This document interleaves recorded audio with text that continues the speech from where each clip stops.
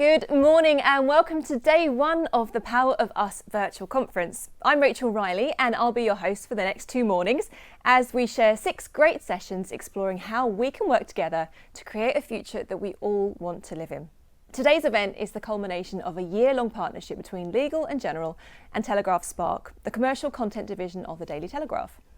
The Power of Us has explored how businesses, communities and individuals can collaborate to find solutions to some of our biggest challenges. Between now and midday, we'll have 3 topics up for discussion and 10 interested and interesting participants to share their ideas. First up, we're asking how we can future-proof society. At 10:45, we'll explore how technology can work for us and not the other way around. Then at 11:20, we'll finish the morning debating how we can ensure a greener future. Between each session, we'll have a short recess to refresh our cuppers and have a comfort break. And as we are live, we welcome any questions you may have for our great lineup of presenters. So please do submit them in the window on screen and please do take part in any virtual polling thrown in along the way when we ask for your participation. Before we kick off our first Power of Us session, allow me to introduce the CEO of Legal & General, Nigel Wilson, for his opening comments.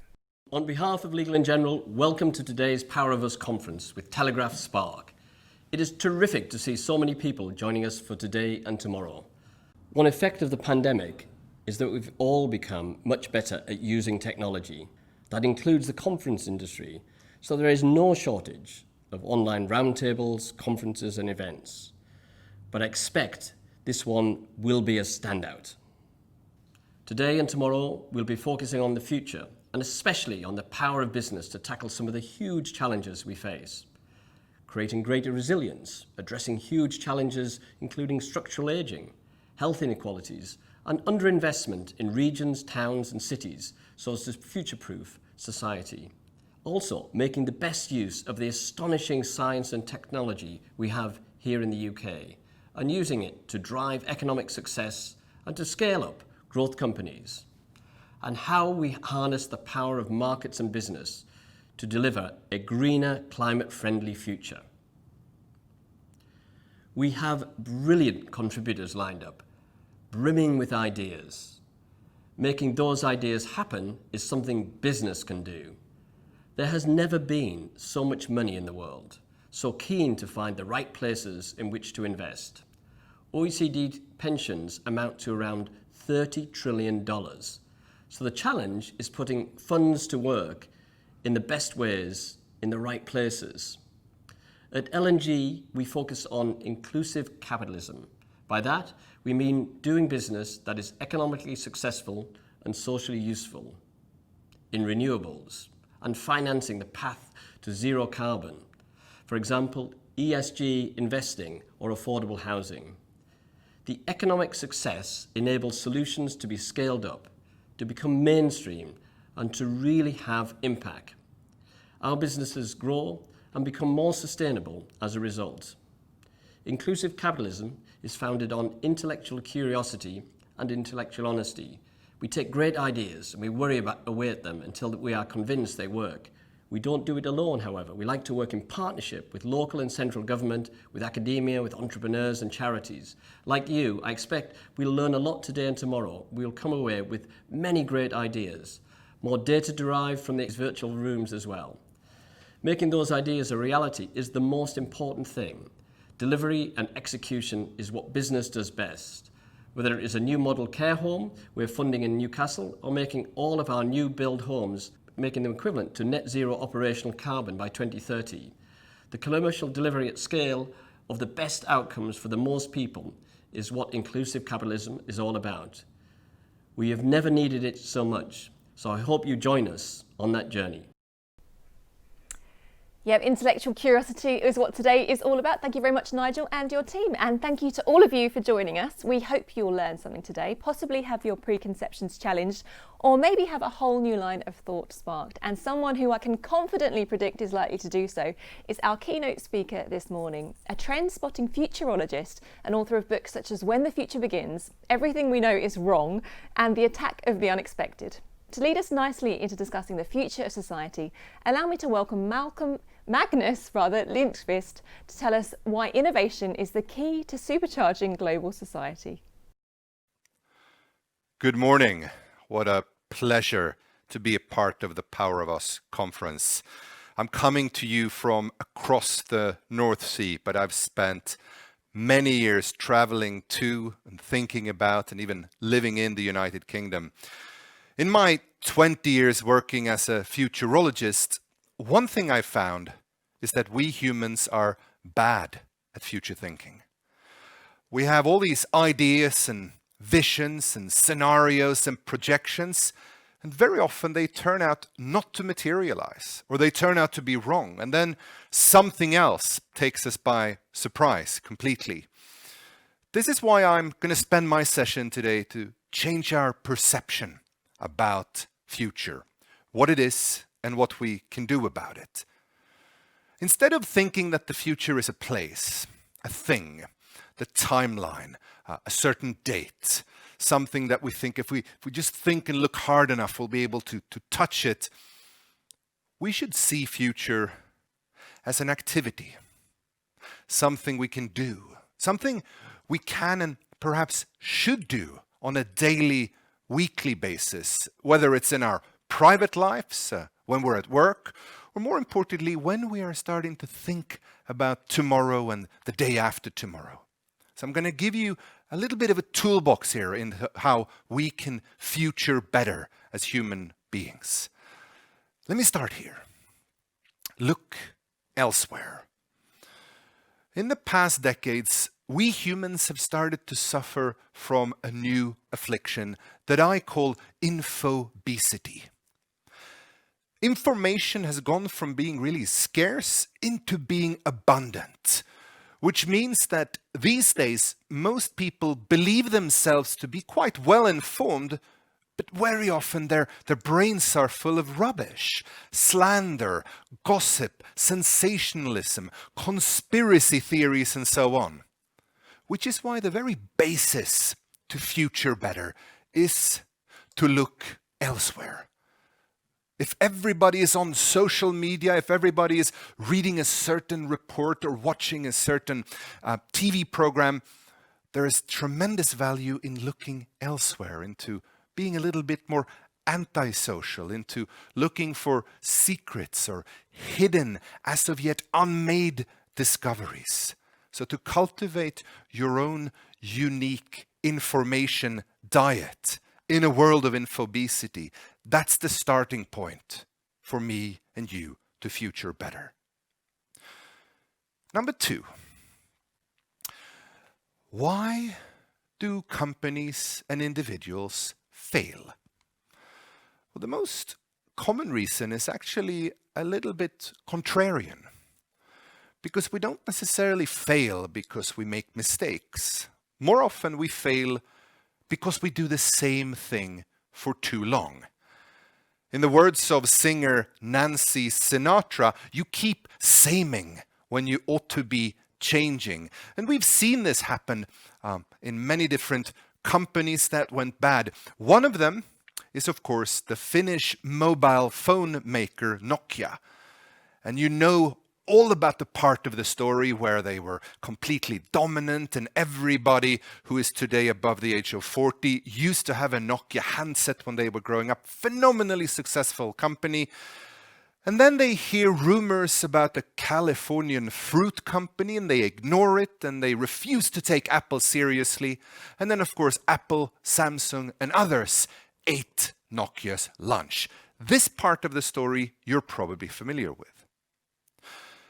But Nokia's chairman, who rescued them from complete bankruptcy and brought them back from the darkness into a new direction where they started to do new things, he was asked, what did Nokia learn from this failure? What was the insight that we can all use?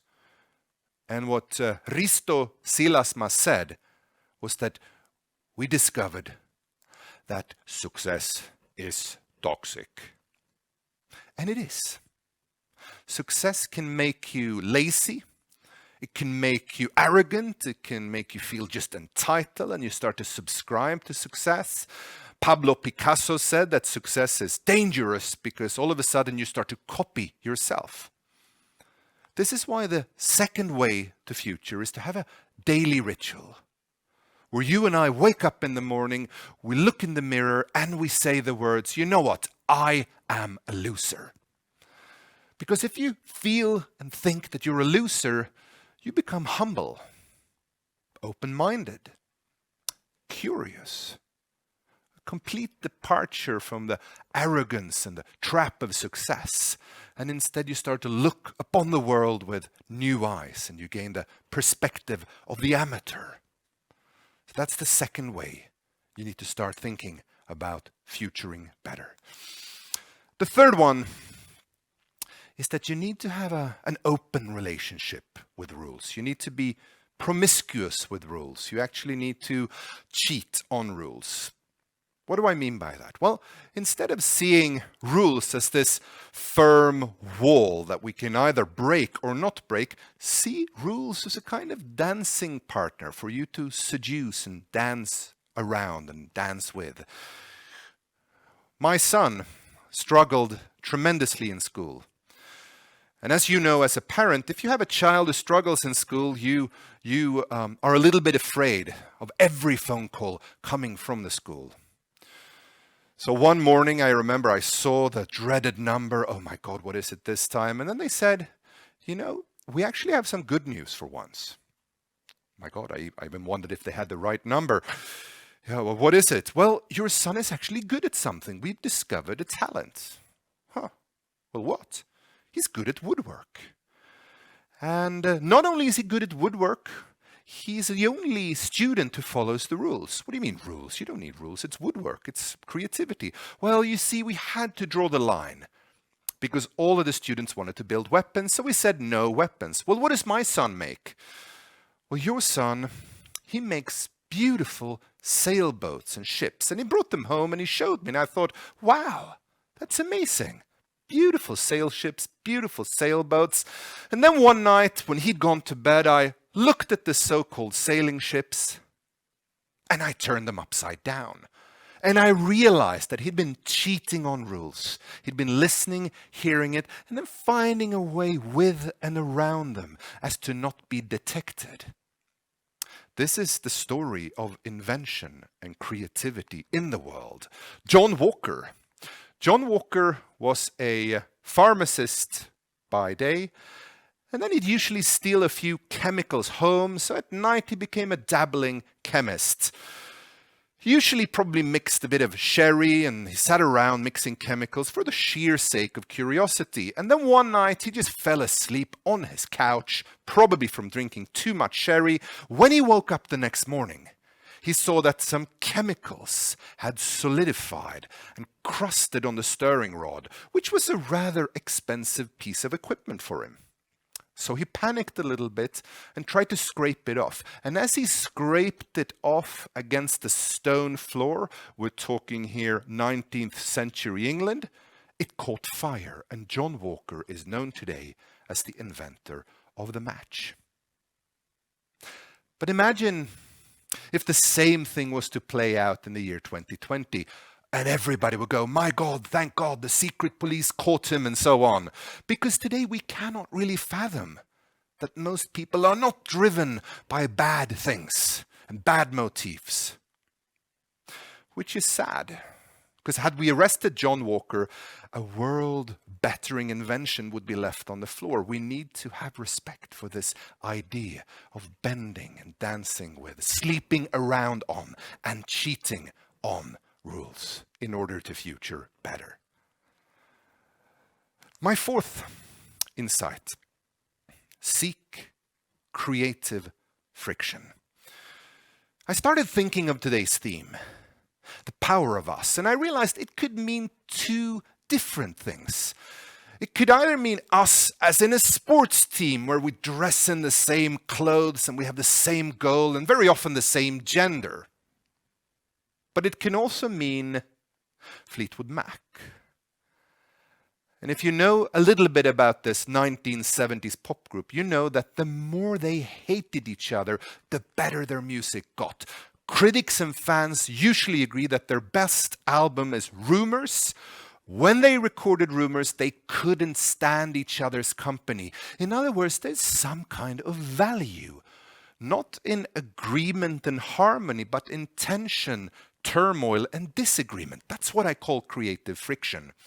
Think about the famous movie line from Orson Welles' masterpiece, The Third Man.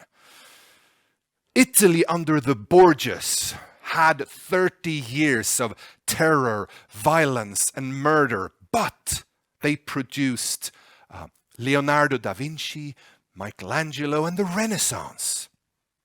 During the same time, Switzerland had decades of stability, democracy, and brotherly love. And what did they produce? The cuckoo's clock. That's what we mean by creative friction. People working together, bouncing ideas, thoughts off each other, creating something new that wasn't there before. And we live today in a world that has changed. We don't talk anymore about ideas. I, me, mine. Increasingly we talk of we-deas. More people working together to create something.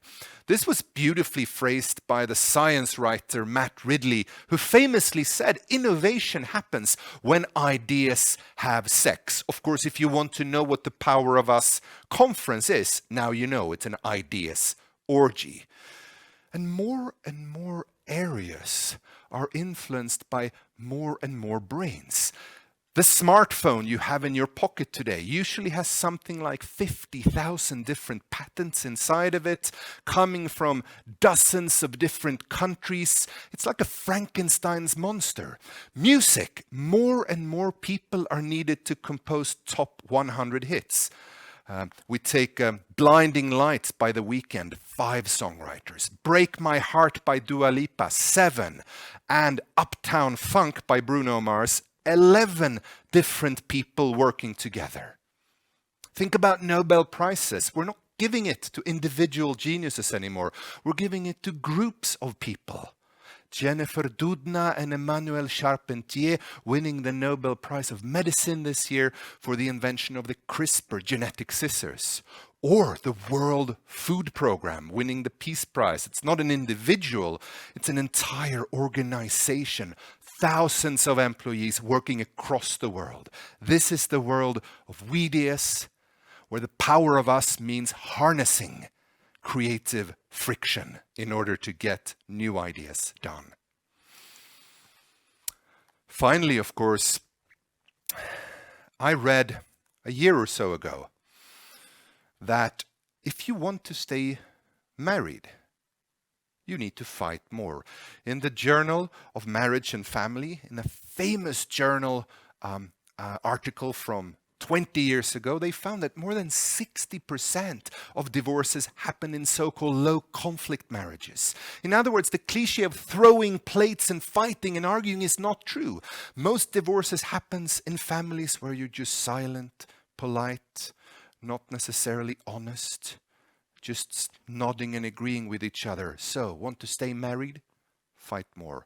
Want to create better music, better products, or win a Nobel Prize? Fight, argue, disagree more with more people. Creative friction. Finally, you need to survive 3 sorrows. What I mean by this is that nothing lands as a complete success. Most often when you create something new, it could be a song, a work of art, a book, or a new company, people don't understand what it is and they don't see it, and you will fail for a little bit of time, perhaps before you succeed. The best metaphor I could draw here is a butterfly. Right? Slack, the ubiquitous collaboration tool, began its life as a failed computer game tool. Or Twitter began its life as a failed podcast portal called Audio. Instagram began its life as a failed geotagging service called Bourbon. Very often we see how success starts with failure. Nespresso, the coffee capsules. The patent was filed in the 1970s. First product was sold in 1986. failing, losing money consecutively for 20 years. Then came George Clooney adverts, Nespresso success. Everybody had one at home. It's a success 30 years in the making. Or as somebody once said, it took me 30 years to become an overnight success. If you want to create something new, you have to be willing to be misunderstood for a very long time. It's only when people don't really understand what you mean, or they think you're aloof, strange, or even downright stupid, that you're probably on to the next thing that we'll all celebrate someday and the day after tomorrow. So here we go. 5 ways to future. Number 1, look elsewhere. Tailor-make your own individual unique information diet. Number 2, be a loser, not a winner. See yourself as this humble, curious, open, green being, interested in growth, not of protecting the old. Number 3, cheat on rules. Be promiscuous. Nobody died saying, I'm glad I at least followed every single rule in life. That never happens. Seek creative friction. It's the people you slightly dislike or disagree with who can bring you forward. I'm reminded of Michelle Obama's beautiful quote, you should always run towards the noise, not away from it. Because it's in the noise that new things are born, new directions, new politics, new ideas. And finally, find the courage and find the tenacity to survive 3 sorrows. Let me end with something I saw in Norway a few years ago. It was a Friday morning. It was a ballroom in a hotel. It was a management conference.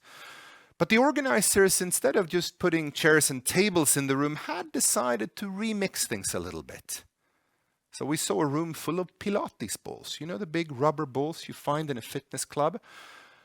And I remember all of these delegates came in and they crossed their arms and they went, what the hell is this? You know, what's going on?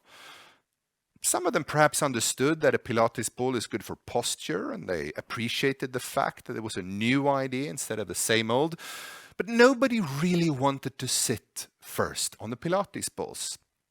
So we had easily 200 delegates, arms crossed, standing against the wall, and a bunch of empty Pilates balls in the middle. And then one person sat down. And you all know this person. The idiot. There is an idiot in every company and organization, and if you don't know who it is in yours, it's probably you. When the idiot sat down, nothing happens. People were like, what an idiot. Second person sat down, yet another idiot, nothing happened. It was when the third delegate sat that magic happened. I remember blinking. 20 people were sitting. I blinked again. 200. So we went from nobody, 1, 2, boom. And that taught me how the future begins. So, ladies and gentlemen and non-binary delegates at Tomorrow of Us conference, how the future begins, studied through the lens of how Norwegian delegates sit on Pilates balls in a conference a few years ago. Nobody was sitting. Nobody, boom, 1, everyone was sitting. It's like ketchup out of the bottle. No ketchup, no ketchup, no ketchup. Ha! Ketchup all over the plate. And we see this curve everywhere now. The technology that was impossible is now everywhere. Corona is a beer. No, it's a virus. Billie Eilish, completely unknown. Now a global superstar. This curve also shows us how we age. You are young, you are young, you are young. Phew, you're old. And there was nothing in the middle. So take that to heart. Learn how to future. Seek out the power of us to create a future we will all want to live in. Thank you. Well, that certainly set the tone for an interesting conference with wee dears and an orgy of them at that. Thank you very much, Magnus, for your take on how, as individuals, we should be looking to successfully future. But now it's time to turn our attention to society as a whole. The current COVID crisis has thrown some of society's most important issues into sharp relief. Unemployment, homelessness and community decline need addressing more urgently than ever. So today we're asking, what can we do to address these and build ourselves a better future? I have a trio of talent who may or may not now be incentivised to argue and hate each other in the name of creative friction. First, we're joined by our keynote speaker, Magnus, live from Stockholm. Welcome, Magnus. Hi. Closer to home, we have Chris Moore, whose charity, the Clink, rehabilitates prison offenders by training them in catering. Hi, Chris. And last up on our virtual studio panel is Laura Mason, who's Chief Executive Officer of Legal and General Retirement Institutional. So thank you for joining us, Laura. Welcome, anyone. As I say, if you have any questions as we go for any of our panellists, please do submit them on the right-hand side and we'll try to answer some of them towards the end of our chat. But let's begin now with Magnus. You talked then about being a loser in order to get on, so being more curious, being more open-minded, which are not necessarily typical qualities that are prioritised by the status quo. So how can we foster a community where we're all pulling together in a positive direction? Well, thank you. That's a great question. I think it's the one everybody struggles with, but I think we come out of a world of nations and nationalistic idea, and we named our countries to make them sound grand or great. And I think in this vacuum we're in now, a vacuum of ideas and optimism and ideology, we're really looking towards new strands to pull off. And what I've found is this idea that Risto Siilasmaa of Nokia pointed at, success is toxic. It keeps you constrained and protecting the old instead of exploring the new. But I have some esteemed panel members. I'm sure there are more ideas here about what a good basis to build for to create this society where we'll pull together. That's quite an interesting concept to consider, that we're not actually aiming for success. So should we start by defining what we mean by a better society in general? Should I turn to you, Chris?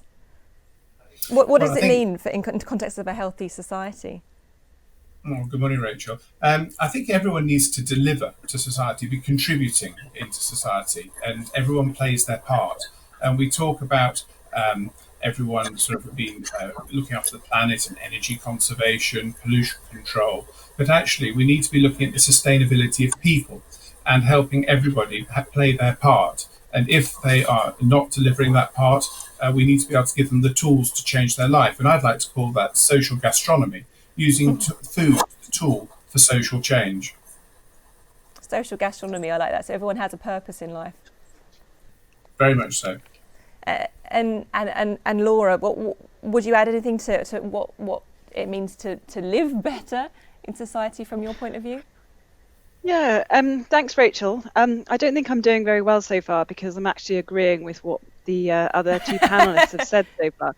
But I think particularly talking about the UK, I think the thing that I suppose has struck me very much over the last few years is how divided we've become as a nation. So I think sort of Chris alluded to that, but whether you think about the north-south divide, whether you think about the sort of intergenerational wealth gap, or even just the intra-generational wealth gap, and what can we really start to do about that as a society? And I agree with Chris that I think more of us have a part to play in that, particularly, and we don't want to get too political here, but particularly as perhaps the leaders of our country haven't been helping us do that. And that's something I'd certainly sort of like to explore today, how we can all do a little bit more. And perhaps, I like Marcus's idea of thinking differently. I think there is a bit of a danger that everyone thinks this is how we used to do things, and how can we all do things a little bit differently to change things for the future. And you brought up the UK, how divided we are as a nation, both geographically and other various different factors. So when we're talking about building, a better society, how local or how global should we be talking? mean, I think from my perspective, and taking on board Marcus's points, that maybe I need to look a little bit further. But one observation I've had in some of my more recent roles is that, you know, in the UK, for example, we have been very London centric. So as a company, the company that I work in at Legal in General, we have seen opportunities to invest in parts of the UK that others just haven't, and made some really sort of, I guess, progress that we've been or been very proud of, and again perhaps looked a little differently to others, particularly as sort of local investors, and made some real differences outside London, which I think we want to continue to do and would encourage others to do, that can start to make a real difference. And Chris, tell us about the Clink charity. Do you operate in different cities, and do you have to kind of adopt a different approach for the different geographical locations? Well, we operate training restaurants and gardens across England and Wales, both in the male and female estated prisons, in partnership with the prison service. And the challenge we've got is how we transform those men and women's lives. There's 80,000 men and women in prison in England and Wales at the moment, and that's made up of 76,000 men and 4,000 women. And sadly, 47% of those released from prison go back within the first year of release. So we're working to deliver that training in different parts of the country for different skills to prepare them for life on the outside, so that when they go out, they can be contribute to society rather than draining. And both Laura and Chris, obviously thinking in terms of the UK, we've got issues here, we've got Brexit coming up, but things like the pandemic have shown us how connected we are globally. Magnus, obviously you're based in Stockholm. Do you think we should be thinking, you know, hyper locally, or when we talk about society and building a better society, should we be thinking on a global scale? I think you've mentioned here this, you know, the split, and I hear that in every country: Sweden, America, the UK. And I think the big split is precisely between those two things. The big, difficult problems, challenges, and opportunities, and the small and the local. And I don't necessarily think it's a one-word answer to that. But I've noticed a tendency when I've traveled. Nations are alarmingly often wasted on its citizens. You know, I've been to Southport and Carlisle and Bolton and Brighton and London and Leeds. Wonderful places, wonderful things, wonderful ideas and people. But I noticed that very often people living there take the beautiful and good parts for granted and focus on the things that don't work. By the way, it's exactly the same in Sarajevo, completely wasted on its citizens, and probably, although I'm too blind to see it, in Sweden and Stockholm. So if we refrain from just pulling at an easy answer and say it's hyper-locally, we need to solve UK problems first, and allow us to be suspended in this sense of kind of doubt and mystery for a while, I think our answers will be better. And Chris, we've spoken before as part of this podcast series, this project, and I think what struck me was, you know, the simplicity of what you said. You know, gives people purpose, makes society better. It was that connection. It was having a reason to get up. It was you know, being part of your community. Do you think as a society we have the right focus, the right goals of what we should be aiming for? Or do we focus too much on work? I think we do, and also we focus on those that are succeeding in work. And as Magnus has said, some people fail, and that's part of innovation, but also some people slip off the track and they end up in prison. And if we were there, we would most certainly want someone to take care of us, train us up and give us an opportunity and be given a second chance. So it's very important. And actually, if you can get somebody back on track, you're not just changing one person's life. You're actually reintegrating family, you're repairing society, reducing crime, and ultimately saving the taxpayer money as well. So I believe it's very important. And we're talking about community. Often, you know, up and down the country, at the moment we're seeing high streets closing, pubs closing. There aren't places for people to actually go and physically be together. Do you think a good community has a central hub? And Laura, where do you see that being at the moment or in future? Yeah, I mean, I think certainly the situation that we found ourselves in most countries in the Western world, and perhaps apart from Sweden, where we have been disencouraged to see people, to have central hubs. I think this is perhaps anecdotal evidence. I'd welcome what others think, but I do think people are beginning to struggle a little bit. I think the sort of first lockdown where we were just encouraged to go and see people, we were not supposed to go and see people outside our household. People could kind of get through. As we've gone into the second sort of lockdown, I can see it being a little bit disruptive to people's mental health, upsetting, sort of no end in sight. And I think people just genuinely are missing that interaction with others, whether that is through, not even being able to really go into the workplace and see others, or to have their local communities around them. So I think it's been sort of an interesting social experiment that I guess we would never have planned, but I do think it shows the importance of having places for people to go and interact with other humans. And you mentioned COVID there, and then lockdown 1 versus lockdown 2 that we're in at the moment. I've got a question that's come in, and for me it makes it pertinent, because during the first lockdown there was a sense of unity. We were all behind the NHS. We were all willing to make these sacrifices for the greater good. But the question that's come in is, society still feels quite polarised with people in separate camps. How can society foster a feeling of being in it together? I'll go to Chris first. Well, I think we are all in it together, but obviously from our own homes. And as Laura says, this time round it seems a little bit more challenging. People are finding it harder, and also with the furlough now being extended to March, that's 12 months for some people that they may not have been in the workplace and interacted. And whilst we can use tools such as this and Zoom, I think it's very important to pick up on Magnus's point of keep innovating. And there's some amazing ideas going out there of ways for us to interact with each other, whether it be companies sending food to your door to reheat, which is actually what the Clink has done, so we can keep training the prisoners to keep normality in the prison. They can come down and gain their qualifications. We've launched something called Clink at Home, so customers can still have that food and heat it up. But I've also seen other companies sending along food kits, so they can go online and do a cooking demonstration and interact that way. So I think COVID, yes, it has been a challenge, but the acceleration of innovation has really speeded up a lot.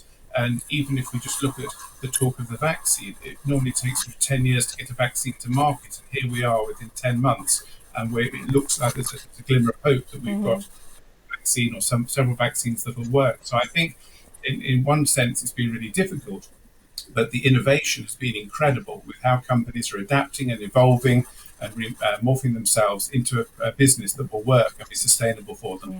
And Magnus, I think this is probably going to be the last comment, but for you, any way to break down the polarisation that we see in society at the moment?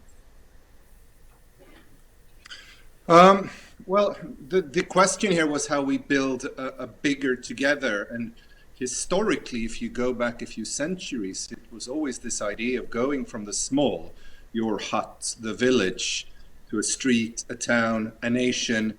And now we're kind of touching these global parts, but they have, frankly, for the last 10 years been extremely abstract. Climate, technology, populism, we don't really know.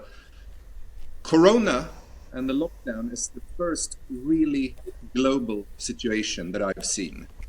I've spoken to people from around the world who's giving me the exact same idea here with lockdown. What are you going to do about your kids learning when the schools closed, when the pubs and restaurants closed? It's been the same from Peru to the UK, as of yesterday, also in Sweden. And I think it's easy to miss that amidst all this tragedy and heartache and sorrow, we are for the first time globally aligned on something. And I hope, to Chris's point, that we rise to that occasion, like older generations did when they faced hardships, and we find new positively charged world bettering ideas wherever we may find them. Well, that's a nice positive note to end with. How much of adversity we face, there's always opportunity to innovate and join together as humans to help make people's lives better. So thank you very much, three of you, for joining me, Magnus, Laura and Christopher. Thank you. Well, we have come to the end of our first discussion there, and we're going to be taking a short break now, and we'll be back in just a few minutes. So grab a cup of tea. Thank you for joining us, and see you in a few.